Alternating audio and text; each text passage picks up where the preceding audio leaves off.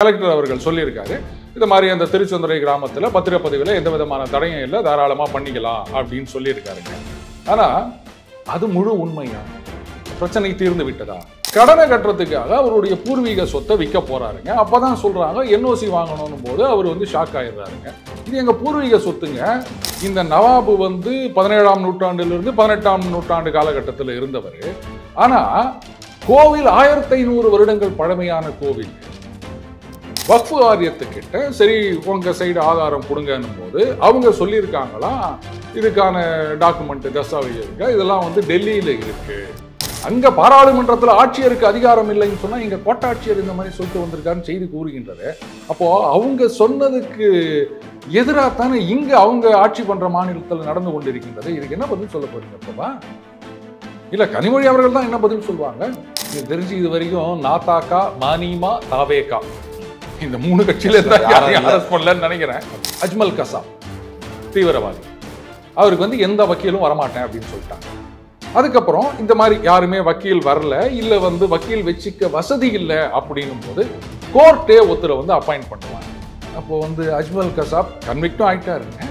அப்போ அஜ்மல் கசாப்புக்கு வந்து கோர்ட்டு நியமிச்சாங்களே, அதை தப்புன்னு யாராவது பைத்தியக்காரத்தனமா பேச முடியுமா?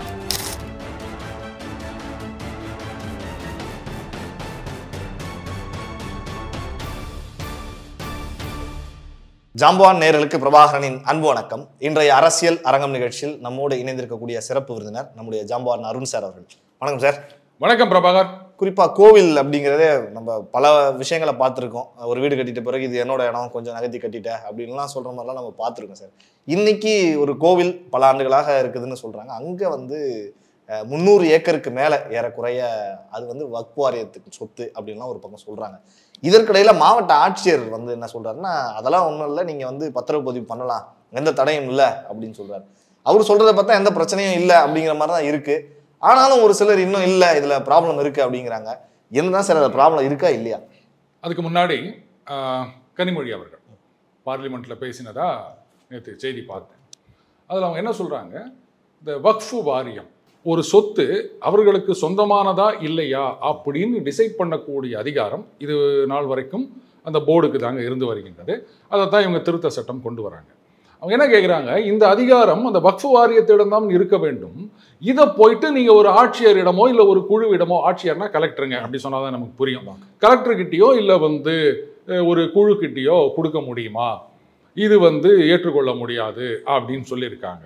ஸோ ஒரு கலெக்டர் டிசைட் பண்ண முடியாது, அந்த போர்டோ இல்லை அதுக்கப்புறம் அந்த வக்ஃப் அவங்க அப்பாயிண்ட் பண்ணுற ட்ரிபியூனலோ இவங்க தான் டிசைட் பண்ண முடியும். இதுதான் கண்டினியூ ஆக வேண்டும் அப்படின்றது கனிமொழி அவர்களுடைய நிலைப்பாடு. நல்லாவே தெரியுது இல்லையா?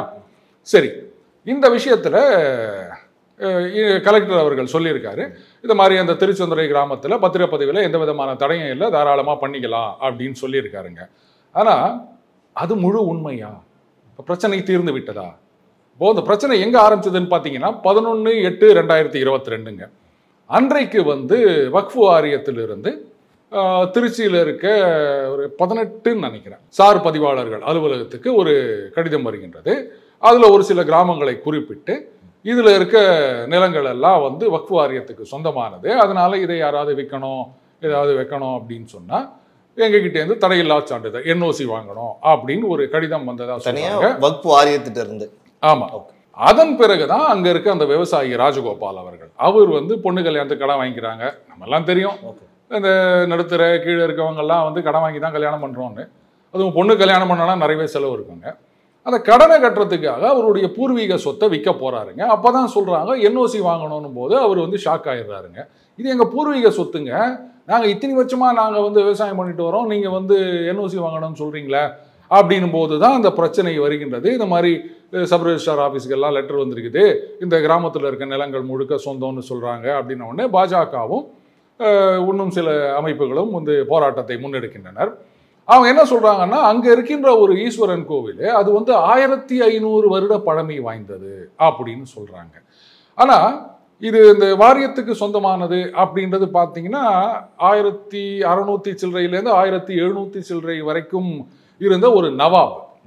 அவர் வந்து இந்த கிராமங்களை தானமாக கொடுத்து விட்டார் வக்ஃபுக்கு அப்படின்னு சொல்லிட்டு 28 டிசம்பர் 1956 ஒரு என்ட்ரி இருக்கிறதா சொல்றாங்க. இப்போ பாஜக தரப்புல இருந்து என்ன கேள்வி கேட்கறாங்கன்னா, இந்த நவாபு 17ஆம் நூற்றாண்டிலிருந்து 18ஆம் நூற்றாண்டு காலகட்டத்தில் இருந்தவர். ஆனா கோவில் 1500 வருடங்கள் பழமையான கோவில், அதை எப்படி அவர் எடுத்துக்க முடியும் அப்படின்றதுதான் அவங்களுடைய கேள்வியாக இருந்தது. இப்ப கலெக்டர் அவர்கள் சொல்லியிருக்காரு பத்திரப்பதிவுக்கு தடை இல்லை அப்படின்னு.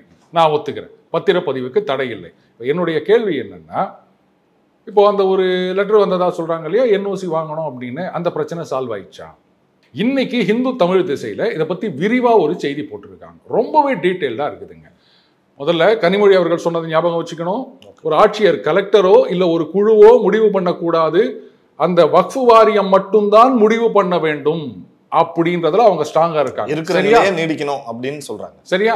இன்னைக்கு அந்த ஹிந்து தமிழ் திசை செய்தி எடுத்து பாருங்க. அதுல என்ன சொல்றாங்கன்னா, இந்த மாதிரி அந்த விவசாயி ராஜகோபால் அவர்களுக்கு பிரச்சனை ஆன உடனே அப்புறமா தான் தெரியுது கிராமம் முழுக்க அவங்களுக்கு அப்படின்னும் போது இன்னும் சில கிராமங்களையும் சேர்த்து தான் லெட்டர் அனுப்பினதா சொல்றாங்க போர்டுல இருந்துங்க. அதுக்கப்புறம் பேச்சுவார்த்தைகள்லாம் நடக்குது. வக்ஃபு வாரியத்துக்கிட்ட சரி உங்க சைடு ஆதாரம் கொடுங்கன்னும் போது அவங்க சொல்லியிருக்காங்களா, இதுக்கான டாக்குமெண்ட் தஸ்தாவேஜ் இருக்கு, இதெல்லாம் டெல்லியில இருக்கு அப்படின்னு சொல்லியிருக்காங்க போல இருக்கு. அப்போ கோட்டாட்சியர் பாருங்க, ஆட்சியர் கலெக்டருங்க, அவருக்கு அடுத்த நிலைமையில் இருப்பவர் தான் கோட்டாட்சியர். சரியா? அவர் என்ன பண்ணியிருக்காரு, நீங்க அந்த ஆதாரத்தை கொண்டு கொடுக்கிற வரைக்கும் பத்திரப்பதிவுக்கு தடை இல்லை அப்படின்னு சொன்னாரு. இதுதாங்க இன்னைக்கு இந்து தமிழ் திசையில வந்திருக்க செய்தி. இப்ப சொல்லுங்க பிரபா, ஒரு கலெக்டர் முடிவு பண்ணலாமா, போர்டு தான் முடிவு பண்ணணும் அப்படின்னு கனிமொழி அவர்கள் பேசியிருக்காங்க. ஆனா அவங்க கட்சி ஆட்சியில் இருக்கின்ற இந்த மாநிலத்துல when there is a dispute, அந்த 1995 அதுக்கப்புறம் 2013 திருத்தங்களோட கொண்டு வந்த சட்டம் என்ன சொல்லுது, இந்த மாதிரி வக்ஃப் ப்ராப்பர்ட்டியில டிஸ்பியூட்னு வந்ததுன்னு சொன்னா போர்டு, அதுக்கப்புறம் இந்த ட்ரிபியூனல், இவங்க தான் ஃபைனல் அத்தாரிட்டி. அதுக்கப்புறம் எந்த சிவில் கோர்ட்டு ரெவென்யூ கோர்ட்டு எதுக்கும் இது போக முடியாது அப்படின்னு அந்த சட்டம் சொல்லுகிறது. அந்த சட்டம் கண்டினியூ ஆகணும் அப்படின்னு கனிமொழி அவர்கள் சொல்றாங்க. ஆனா இங்க ட்ரிபியூனலுக்கு இது போச்சா, என்ன முடிவு எடுக்கப்பட்டது?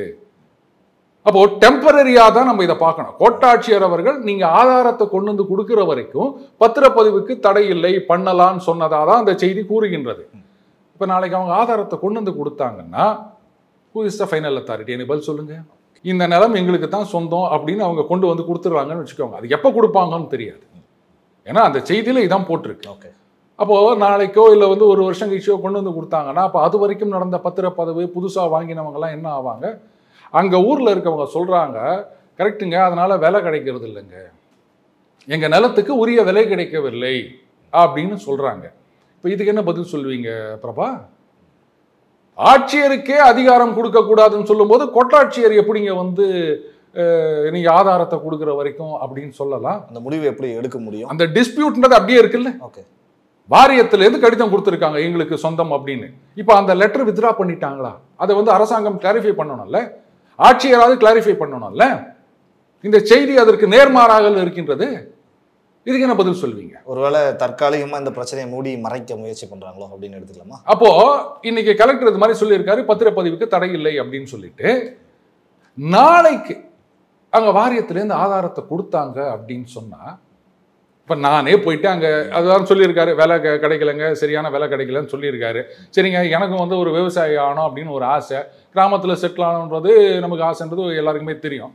நான் அங்க போய் ஒரு நிலத்தை வாங்கிடுறேன்னு வச்சுக்கோங்களேன்.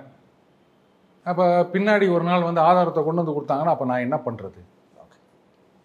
இது முழு தகவல் வேணும் இல்லையா? இப்ப இந்த நேரத்துல நீங்க பத்திரப்பதிவுக்கு தடை இல்லை அப்படின்னு சொன்னீங்கன்னா அப்ப அந்த நிலத்துக்கு உரிமை யாருக்கு அப்படின்றத எப்ப டிசைட் பண்ணுவீங்க? ஒரு முடிவுக்கு கொண்டு வரணும் இல்ல, பண்ணல. அப்பதானே அங்க இருக்கவங்களுக்கு நல்ல விலை கிடைக்கும், வாங்குறவங்களும் நம்பி போய் வாங்குவாங்க. இந்த செய்தி ரொம்ப கிளியரா குத்துக்கிறாங்க, டீட்டெயிலா குத்துக்கிறாங்க. இதுக்கு ஆட்சியர் என்ன பதில் சொல்ல போறாருன்னு தெரியல எனக்கு. அப்ப சொல்லுங்க, அங்க பாராளுமன்றத்துல ஆட்சியருக்கு அதிகாரம் இல்லைன்னு சொன்னா இங்க கோட்டாட்சியர் இந்த மாதிரி சொல்லிட்டு வந்திருக்காருன்னு செய்தி கூறுகின்றது. அப்போ அவங்க சொன்னதுக்கு எதிராகத்தானே இங்க அவங்க ஆட்சி பண்ற மாநிலத்தில் நடந்து கொண்டிருக்கின்றது. இதுக்கு என்ன பதில் சொல்ல போறீங்க பிரபா? இல்ல கனிமொழி அவர்கள் தான் என்ன பதில் சொல்லுவாங்க? மேபி இது அவங்களுக்கு தெரியாம இருந்திருக்கலாம்.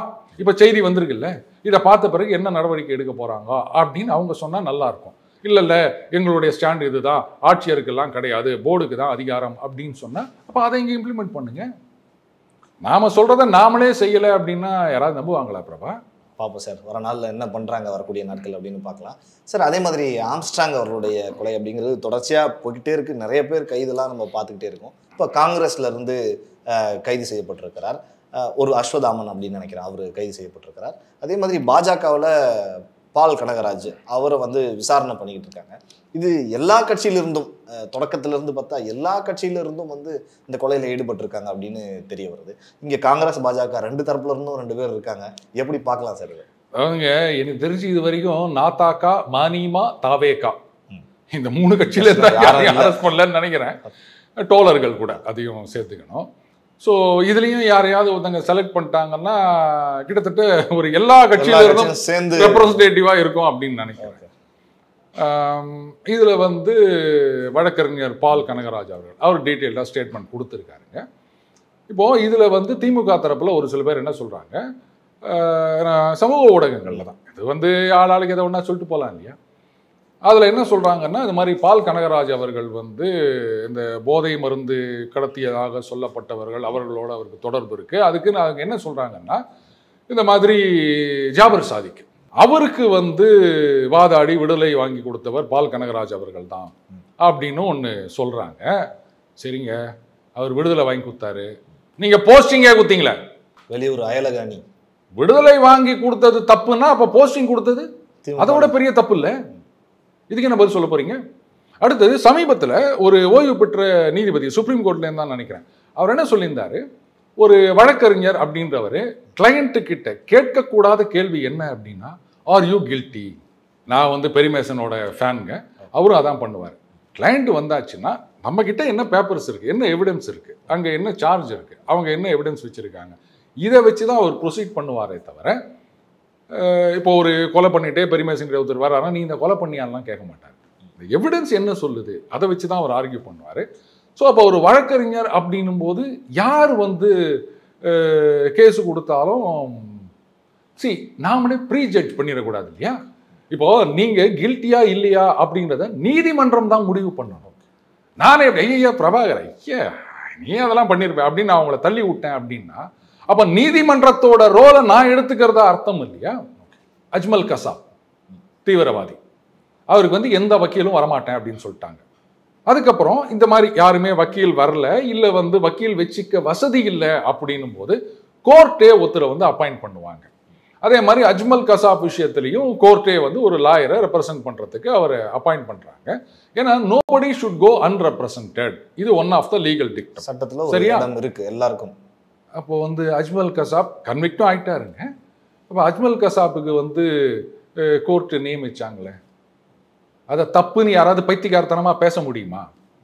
அதனால் ஒருத்தருக்கு ஆஜராகிறார் அப்படின்றதுனாலேயே வந்து அவர் மீது நம்ம ஒரு குற்றம் சாட்டுவது அப்படின்றது ஏற்றுக்க முடியாது. அடுத்தது என்ன விஷயத்துக்காக இன்வெஸ்டிகேஷனுக்கு என்ன விசாரணை என்ன தகவலுக்காக கேட்டாங்கன்றது நமக்கு தெரியும். ஒரு பக்கம் தொழிலும் நம்ம பார்க்க வழக்கறிஞருங்கிறதும் இல்லை, அதான் பொதுவாகவே பார்த்தீங்கன்னா இந்த அட்டர்னி கிளையன்ட் ப்ரிவிலேஜ்னு சொல்லுவாங்க. அது யூஎஸில், இங்கே அது ஸ்ட்ரிக்டாக ஃபாலோ பண்ணுறாங்களா எனக்கு தெரியாதுங்க. அதாவது நீங்கள் வந்து ஒரு வக்கீல் அப்படின்னா ஒரு கட்சிக்காரர் உங்ககிட்ட வராரு, அப்போ அந்த என்ன குற்றச்சாட்டோ அது சம்மந்தமான விஷயங்கள் எல்லாம் பேசுவார். இது உங்கள் 2 பேருக்குள்ளேயே இருக்கிற விஷயம், இதை நீங்கள் வெளிலலாம் போய் சொல்லக்கூடாது. ஏன்னா நீங்கள் அவருக்காக ஆஜராறீங்க அப்படின்னு நம்பி தான் அவர் உங்ககிட்ட உண்மையெல்லாம் சொல்கிறாரு, அதை வெளில சொல்ல முடியுமா? அதே மாதிரி இந்த பேஷண்ட் டாக்டர் ப்ரிவிலேஜ் அப்படின்னு சொல்லுவாங்க. வைத்தியத்துக்கு போகும்போது சரகஷ்டம் அது ஆரம்பிச்சு என்னென்னவோ எல்லாம் சொல்கிறோம், நம்பி தானே சொல்கிறோம். நீங்கள் இதை வெளில போயிட்டு ஐயா பிரபாவா அப்படின்லாம் சொல்லியிருந்தீங்கன்னா ஸோ அந்த ப்ரிவிலேஜ்னு ஒன்று இருக்குது இல்லையா. ஸோ அஃப்கோர்ஸ் போலீஸில் வந்து என்ன விசாரணை அப்படின்னு நமக்கு தெரியாதுங்க. இவரும் டீட்டெயிலாக சொல்லியிருக்காரு, இது மாதிரி கேட்டிருக்காங்க, அந்த தகவல் இந்த தகவல் அப்படின்னு சொல்லியிருக்காரு. அதனாலேயே வந்து அவரை நீங்கள் வந்து இந்த குற்றம் சம்மந்தப்பட்டிருக்கிறாரோ அப்படின்லாம் பார்க்கறது ரொம்ப தப்பு, அந்த மாதிரி பேசுறதும் ரொம்ப தப்பு. இதை என்னால் ஏற்றுக்க முடியாது. ஏன்னா அவர் வந்து பை ப்ரொஃபஷன் ஒரு லாயர், கேஸுன்னு யார் வந்தாலும் அப்பியர் ஆனாங்க. அதுதானங்க வந்து தொழில் தர்மம் அப்படின்றது. நான் முன்னே சொன்ன மாதிரி நாமளே ப்ரீ ஜட்ஜ் பண்ணி ஐயா நீ ஃப்ராடு அப்படின்னு அவங்கள ஒதுக்க முடியுமா? சட்டமும் ஆதாரங்களும் தான். அடுத்தது அதே மாதிரி தான் இந்த ஜாபர் சாதிக் விஷயத்தையும் நம்ம பார்த்தோம் அப்படின்னு வச்சுக்கோங்களேன். இப்போது இப்படியே இருந்தால் நான் ஹைப்பத்தட்டிக்கலாக ஒன்று கேட்குறேன். லெட்டஸ் சே செந்தில் பாலாஜி அவர்கள் வழக்கு என்னன்னா அந்த அப்பாயின்மெண்ட்டுக்கு காசு வாங்கினார் அப்படின்ற வழக்கு, கபில் சிபல் அவர் தாங்க ஆஜராகிறார். ஹைப்பத்தட்டிக்கலாக நான் சொல்கிறேன், ஒருவேளை செந்தில் பாலாஜி அவர்கள் கன்விக்ட் ஆயிட்டார் அப்படின்னு வச்சுக்கோங்களேன், அப்போ அவருக்கு ஆஜரான வக்கீலை கூப்பிட்டு விசாரிப்பீங்களா? தெரியல. யாராவது தெளிவுபடுத்தினா நான் புரிஞ்சுப்பேங்க. ரைட்டுங்களா? அதனால விசாரணை அப்படின்னும் போது ஏதாவது தகவல் தெரிஞ்சிருக்குமா? இது அவர் கிளையண்ட்டு அப்படின்னு நீங்க பார்க்காதீங்க. வேற ஏதாவது தகவல் தெரிஞ்சிருக்குமா? ஏன்னா கனகராஜ் அவர்கள் சொல்லியிருக்காரு இல்லையா, முதல்ல எங்களுக்கு பிரச்சனை இருந்தது, அப்புறம் சரியாயிடுச்சு ஒரு வாரத்தில், அதுக்கப்புறம் 2024 வரைக்கும் 2 பேரும் நட்புடன் தான் இருந்தோம் அப்படின்னு சொல்லியிருக்காரு. அதனால ஏதாவது வேற ஏதாவது தகவல் அவர்கிட்ட இருந்து கிடைக்குமா அப்படின்னு கூட கூப்பிட்டுருக்கலாம். அதனாலேயே நீங்க ஒரு குற்ற கண்ணோட்டத்தோட பார்ப்பது பாருங்க பாஜகவும் அப்படின்னு சில பேர் பேசுறத என்னால ஏத்துக்க முடியாதுங்க. நிறைய விஷயங்கள் சார், இன்னைக்கு பல தகவல்களை நம்முடைய அரங்கிற்கு பகிர்ந்து கொண்டீர்கள். உங்களுக்கு ஜாம்பவான் நேயர்கள் சார்பாகவும் இந்த பிரபாகரன் சார்பாகவும் மனமார்ந்த நன்றிகள் சார். நன்றி பிரபாகரன். நன்றி.